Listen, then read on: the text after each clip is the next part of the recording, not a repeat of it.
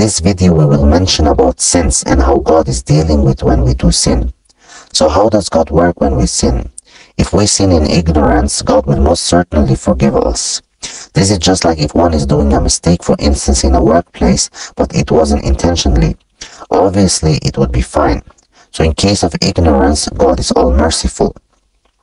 But if we sin intentionally, conscious of the consequences and that we have done wrong, either God will punish for that sin in an afterlife equally for that sin we have done, or we have to make up for the intentional sin by firstly apologize about the sin which was between oneself and God, secondly do not do it again, and thirdly, for instance, giving charity to orphanage or poor people to be forgiven.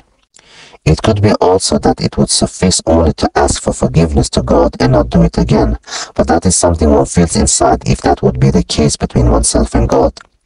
Does it sound harsh that God gives us difficulties for the sins we make with our own hands, knowingly that it is wrong? How then do we explain a situation where someone knows it's wrong to steal a cell phone in a store but does it anyway and gets caught? Or someone who knows it's wrong to drive without a license and get caught by the police, or a situation at work where someone knows it is wrong to hit someone else but does it anyway and the owner of the company sees it. Now if the sin is between oneself and someone else other than God, then one must first ask that person for forgiveness and then to God, and obviously not to do the sin again. But isn't it hard not to sin? We all sin, but if we do it knowingly and repeatedly, this will affect one's life negatively. Rather, one's afterlife negatively.